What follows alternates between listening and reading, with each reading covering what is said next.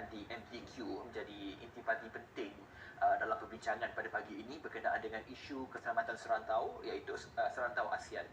Misalnya apa yang dijawab oleh Menteri Pertahanan bahawa Australia komited dengan janjinya dalam soal nuklear dan sebagainya, kesihatan mental dalam kalangan anggota polis dan juga berkenaan dengan sistem rekod perubatan elektronik EMR.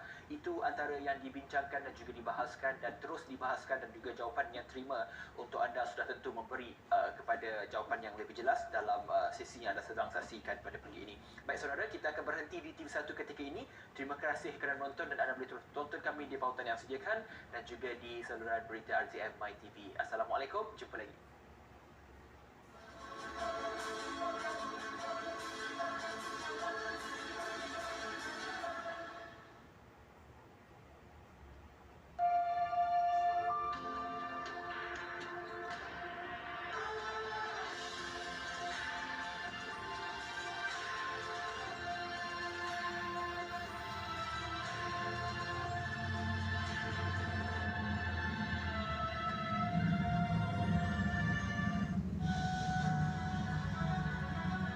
Kerajaan juga meneliti keperluan struktur semula semua agensi mengawal selia dan menyelas ekosistem syarikat pemula dan inovasi yang terlalu banyak dan bercambah dan harus disatukan dan diselaraskan.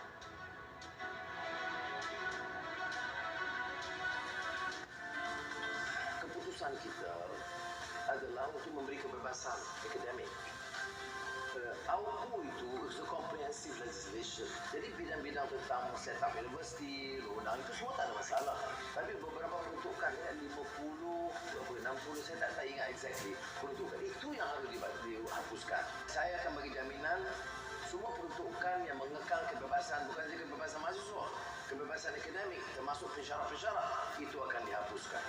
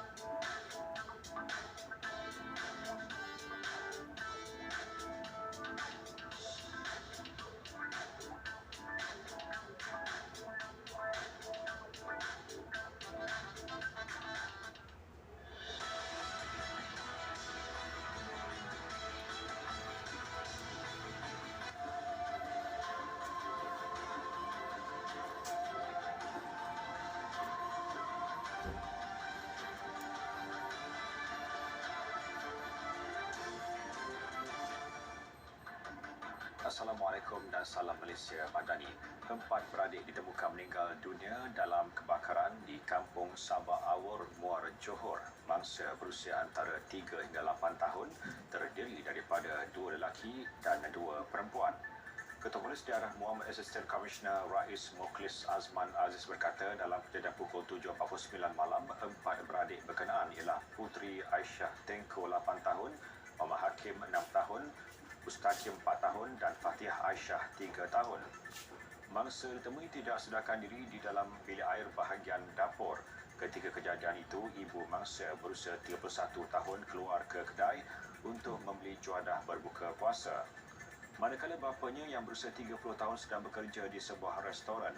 Ibu mangsa yang baru keluar selama 10 minit mengetahui tentang kebakaran itu selepas dihubungi jiran. Kebakaran yang bermula dari bahagian dapur dipercayai akibat lintar pintas namun masih dalam siasatan pihak bomba. Mayat mangsa dibawa ke Hospital Pakar Hospital Tanah Fatimah untuk bedah siasat. Sementara itu, 2 remaja perempuan maut selepas motosikal dinaiki terlanggar sebuah lori di kilometer 121 Jalan Ipoh Kuala Lumpur, utara bampiran Kampung Kelawar, Tanjung Malim malam tadi. Ketika kejadian, kedua mangsa yang berusia 19 tahun dalam perjalanan dari Ulu Pernam ke Slim River. Menurut Ketua Polis Daerah Mualim, Superintendent Muhammad Hasni Muhammad Nasir, nahas berlaku apabila lori tanker berkenaan dipercayai membuat pusingan liu di laluan tersebut sebelum dirempuh motosikal mangsa. Akibat pelanggaran itu, penunggang maut di tempat kejadian akibat digilis, manakala pembonceng meninggal dunia ketika menerima rawatan di Hospital Slim River.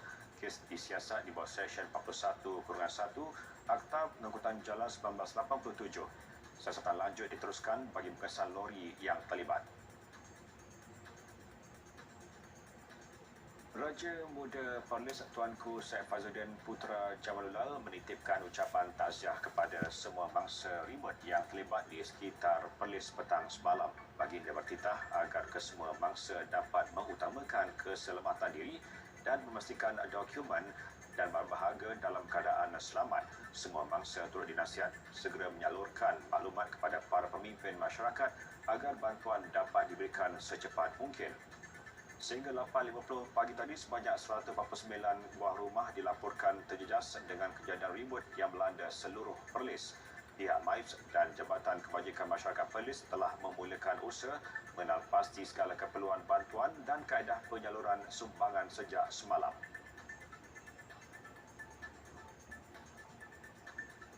Kerajaan Negeri Sembilan peruntukkan hampir 3.8 juta ringgit untuk disalurkan kepada 3,796 penjawat awam sebagai bantuan khas kewangan Aidilfitri. Menteri Besar Negeri Sembilan, Datuk Seri Aminuddin Harun berkata sumbangan tersebut diberikan bagi menghargai penjawat awam yang bertungkus lumus menambah baik pendapatan kerajaan negeri.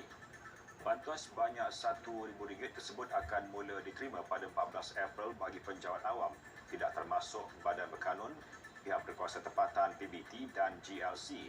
Beliau berkata demikian ketika ditemui di Wisma Negeri selepas mesyuarat mingguan Exco.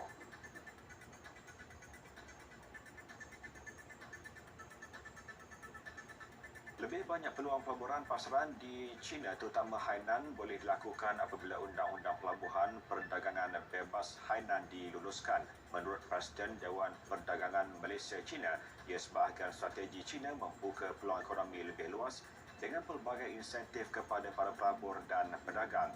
Penyertaan 15 negara Perjanjian Perkongsian Ekonomi Komprehensif Serantau ASEP tahun lalu juga meningkatkan kekuatan untuk menyatukan ekonomi negara terbabit dengan kemasukan pelaburan di China. Bila bercakap dalam Forum Pembangunan Pelabuhan Perdagangan Bebas Global pada Forum Asia Boao di Hainan, China. Sekian berita semasa 12, salam Malaysia Madani.